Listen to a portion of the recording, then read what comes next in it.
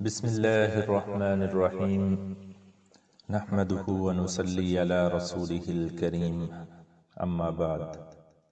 معزز ناظرین و سامعین، السلام علیکم ورحمۃ اللہ وبرکاتہ۔ جب سورۃ الکوثر نازل ہوئی تو اس کی 3 آیات کو سن کر کفار مکہ کے دل میں یہ خواہش پیدا ہوئی کہ اگر ہم اس کے ساتھ ایک فقرہ اور جوڑ دیں تو یہ رباعی بن سکتی ہے اور پھر ہم کہہ سکیں گے کہ ہم نے ادھورے کلام کو پورا کر دیا ہے۔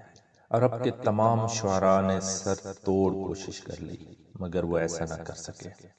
میں اس چھوٹی سی ویڈیو میں وہ محاسن ظاہری و معنوی آپ کے سامنے رکھوں گا جن کی وجہ سے اہل عرب نے اس چھوٹی سی سورت کو ایک بے نظیر کلام سمجھا۔ تو سب سے پہلے آپ دیکھیں کہ اس کا شان نزول کیا ہے۔ نبی اکرم صلی اللہ علیہ وسلم کے فرزند اکبر حضرت قاسم رضی اللہ عنہ کی وفات پر مکہ کے ایک مشرک جو کہ ایک بدبخت شخص تھا اور ایک بدخواہ شخص، عاص بن وائل، اس نے کہا کہ اب محمد صلی اللہ علیہ وسلم کی تو نسل ہی منقطع ہو گئی، نعوذ باللہ، لہٰذا اب آپ کے بعد کوئی آپ کا نام لیوا باقی نہ رہے گا۔ تو اس موقع پر یہ سورۃ الکوثر نازل ہوئی کہ اعوذ باللہ من الشیطان الرجیم، بسم اللہ الرحمن الرحیم، انا اعطیناک الکوثر فصل لربک وانحر ان شانئک هو الابتر۔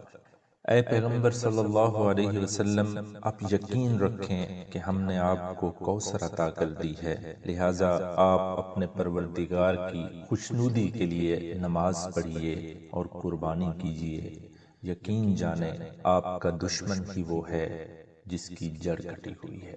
اس سورت کا مفہوم یہ ہے کہ اے محمد صلی اللہ علیہ وسلم، ہم آپ سے دور نہیں، ہماری ہستی معظم نے آپ کو ہر قسم کا کمال اور تمام خوبیوں کی کثرت عطا کرنے کا وعدہ کیا ہے۔ وہ وعدہ ایسا وعدہ ہے کہ گویا پورا ہو چکا، اور یہ جو کچھ بھی عطا ہوا آپ کی درخواست کے بغیر ہم نے صرف اپنی کمال عنایت و غایت محبت کی وجہ سے عطا کی۔ ایسی عظیم نعمتوں کے ملنے پر اب مناسب یہی ہے کہ آپ اپنے رب کے لیے نماز پڑھیے، جس کی نماز بحیثیت اس کی ربوبیت کے آپ کے اوپر لازم ہے، اور قربانی بھی اسی کے لیے دیجیے تاکہ مشرکوں کی عملی مخالفت ثابت ہو جائے۔ اس بات میں اب آپ کو کوئی شبہ نہیں ہونا چاہیے کہ ہم آپ کے دشمن کو ہی ناکام اور نامراد رکھیں گے، بلکہ قیامت تک جو شخص بھی آپ کی مخالفت کرے گا ہم اس کا انجام اسی طرح کریں گے۔ اس سورت کا ہر لفظ سلیس، مانوس اور برمحل ہے۔ کوئی لفظ غریب الاستعمال نہیں، ترکیب حروف میں کسی نوع کا تنافر نہیں، کوئی لفظ سننے میں نہ خوشگوار نہیں اور نہ ہی قاعدے کے خلاف استعمال ہوا ہے۔ بس یہ سورت فصاحت لفظی کا ایک شاہکار ہے۔ اگر آپ اس سورت کی فصاحت کلامی کی طرف جائیں تو اس سورت میں کلمات کی ترتیب قواعد کے مطابق ہے۔ الفاظ نہ تو ثقیل ہیں اور نہ غریب و بعید ہیں، الفاظ جلدی ذہن میں آنے والے ہیں اور معانی واضح ہیں، تکرار بے معنی سے مبرہ اور کثرت اضافات کے عیب سے پاک ہیں۔ الفاظ کی بندش نظر آتی ہے کہ کیسی چست بندش ہے، ترکیب دل پسند اور دل نشین ہے اور معانی بلند ہیں۔ الفاظ اس طرح نگینے کے مانند جڑے ہیں کہ ایک لفظ نکال کر کوئی دوسرا ہم معنی و ہم لفظ استعمال کرنا بھی چاہیں تو یہ حسن و خوبی برقرار نہیں رہے گی جو اس وقت موجودہ صورتحال میں آپ کو اس سورہ میں نظر آتی ہے۔ بس یہ سورہ فصاحت کلامی کا ایک شاہکار ہے۔ اگر آپ حسن بلاغت دیکھیں تو بلاغت کی خوبی یہ ہے کہ مدعائے کلام سامع کے ذہن نشین ہو جائے، ایسا معلوم ہو کہ متکلم مخاطب کے دلی جذبات کو ہی الفاظ کا جامہ پہنا رہا ہے۔ اس سورت کی تینوں آیات بلاغت کی ایک دلیل ہے۔ تینوں آیات کا ہر لفظ شان مخاطب و متکلم کے مطابق ہے، گویا عالم و خبیر پروردگار نے نبی کریم صلی اللہ علیہ وسلم کے دل کی بات کو بیان کر دیا ہے۔ بس یہ سورہ حسن بلاغت کا بھی ایک شاہکار ہے۔ اگر آپ اس کے محاسن معنوی دیکھنا چاہیں تو میں آپ کے سامنے دو تین مثالیں رکھتا ہوں۔ انا کے لفظ سے اس کلام کا آغاز فرمایا ہے، یہ اس بات کی طرف اشارہ ہے کہ اللہ تعالیٰ فرماتے ہیں کہ اے نبی صلی اللہ علیہ وسلم، آپ اور آپ کی حالت ہم سے مخفی نہیں ہے، آپ ہمارے پیش نظر ہو۔ لفظ انا میں نون جمع متکلم کا اظہار عظمت کے لیے استعمال کیا۔ بس کلام کے آغاز سے ہی پتہ چلتا ہے کہ ایک معظم ہستی خطاب فرما رہی ہے۔ اعطا کا لفظ از راہ کرم اور بلا استحقاق کے بخش دینے کے معنوں میں آتا ہے۔ یہ اس بات کی طرف اشارہ ہے کہ یہ سب کچھ آپ کی درخواست کے بغیر ہم نے محض اپنے لطف و کرم سے عطا کیا۔ اعطینا ماضی کا صیغہ ہے جو کہ عدول ہے مضارع سے ماضی کی طرف۔ مقصد یہ کہ گویا ہم نے آپ کو کوثر دے دی ہے، اب ہمارا شکر بجا لانے کے لیے تیار ہو جائیے۔ اعطینا کا جب اس پوری ترکیب کو آپ دیکھتے ہیں، اس میں القائے خطاب کی پہلی صورت ہے جس میں تاکید نہیں کی گئی۔ معلوم ہوا کہ متکلم کو مخاطب کے ساتھ بہت قرب تھا اور قوت ایمانیہ ملحوظ خاطر تھی، لہٰذا تاکید کی ضرورت ہی نہیں تھی۔ سبحان اللہ، یہ فصاحت کی کتنی عمدہ مثال ہے۔ اس کے بعد آئیے الکوثر۔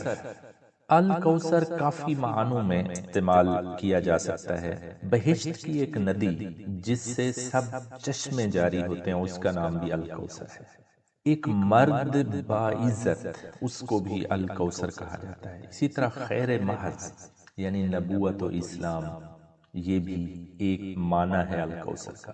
اسی طرح ہر چیز کی کثرت، یعنی آپ دیکھیں اگر کثرت خلفاء، کثرت مملکت، کثرت مال و جاہ و عزت اور کثرت معجزات، خلق عظیم، اتمام نعمت، تکمیل دین اور ختم نبوت وغیرہ، یہ کتنی چیزوں کی آپ کو کثرت نظر آتی ہے۔ تو ہر چیز کی کثرت۔ لفظ کوثر کے وسعت معنی کو اگر دیکھیں تو نبی کریم صلی اللہ علیہ وسلم کو جو کچھ بھی عطا ہوا وہ سب کچھ اس ایک لفظ میں سمایا ہوا ہے۔ اب اگر آپ آئیں ابتر کے اوپر تو ابتر کے بھی کئی معنی ہیں۔ ناقص و ناتمام، دم کٹا، مرد بے عزت، کار بے خیر، یا ایک خبیث سانپ کا نام بھی ہے۔ اب یہ تمام معنی لفظ کوثر کے متضاد ہیں۔ گویا کوثر کے الٹ جو کچھ بھی ہے وہ آپ کے دشمن بد نصیب کے حصے میں آئے گا۔ الفاظ کا حسن انتخاب دیکھ کر وجد طاری ہونے لگتا ہے۔ اسی طرح انا اعطیناک الکوثر، یہ ایک جملہ خبریہ ہے، بس بشارت نبی صلی اللہ علیہ وسلم کے لیے اور شماتت آس بن وائل بدبخت کے لیے۔ اب آئیں فصلی لربک وانحر۔ اس میں فا جو ہے اس کے متعلق علماء ادب نے دو معارف لکھے ہیں۔ ایک تو یہ حرف تفریح ہے، یعنی بعد میں جو کچھ آیا ہے اس کا حکم جو پیچھے گزر چکا اس سے متعلق ہے۔ بس کوثر کے عطا ہونے پر جانی و مالی قربانی دینے کا حکم دیا گیا ہے۔ دوسرا اس میں تعدیل بھی ہے، یعنی پروردگار عالم نے ادب سکھایا کہ نعمت کے ملنے پر نماز شکرانہ پڑھنی مناسب ہے۔ اس امر کو انشاء تعدیبی بھی کہتے ہیں۔ اب آتے ہیں اس کے اندر جو ضمیر آپ کو نظر آتا ہے کا، اس حوالے سے میں آپ کے سامنے دو جملے اگر رکھوں، ایک ہے ہم نے کوثر بخشا بس ہماری نماز پڑھیے، یا دوسرا جملہ ہم نے کوثر بخشا بس اپنے رب کی نماز پڑھیے۔ پہلے جملے سے معلوم ہوتا ہے کہ اعطائے کوثر کی وجہ سے حکم دیا جا رہا ہے کہ اب نماز پڑھیں۔ دوسرے سے معلوم ہوتا ہے کہ نماز فرائض میں سے ہے اور اعطاء کوثر سے اس کی مزید تاکید ہوئی۔ اب یہ نقطہ قابل غور ہے۔ فصلی لربک کے ساتھ ونہر کا وصل بھی آپ کو نظر آتا ہے، کیونکہ دونوں جملے انشائیہ ہیں اور دونوں میں مناسبت عام ہے، ایک جانی قربانی اور دوسری مالی قربانی، اور دوسرے جملے کو حکم سابق میں شریک کر دیا گیا ہے۔ اس آیت کے اخیر میں آپ کہہ سکتے ہیں کہ لربی کا محذوف ہے، اس کو اعجاز حذف کہتے ہیں۔ اس کا فائدہ فہم کی آسانی اور حفظ کی سہولت ہے۔ دوسری اور تیسری آیت میں وصل آپ کو نظر نہیں آتا، کیونکہ ایک جملہ انشائیہ ہے اور دوسرا خبریہ۔ پھر آپ آئیں ان شانئک ھو الابتر میں آپ کو دو تاکیدیں نظر آتی ہیں، ایک انا کی تاکید اور دوسری ہوا کی تاکید۔ تو تاکید بالائے تاکید کا مقصد یہ تھا کہ دشمن رسول عاصم بن وائل کو اچھی طرح واضح ہو جائے کہ وہ خود ہی ابتر ہوگا۔ اور شان آقا میں آپ کو اضافت نظر آتی ہے، یعنی دشمن کا نام لینے کی بجائے عمومیت کو پسند کیا گیا۔ بس معلوم ہوا کہ دشمن رسول خواہ کوئی بھی ہوگا، خائب و خاسر ہوگا۔ اچھا، اس آیت میں ہوا کی ضمیر پیچھے منتقل کر کے اس کا فائدہ حکم کا تکرار ہے۔ معلوم ہوا کہ دشمن کی ابتری کوئی غیر یقینی بات نہیں بلکہ پکی بات ہے۔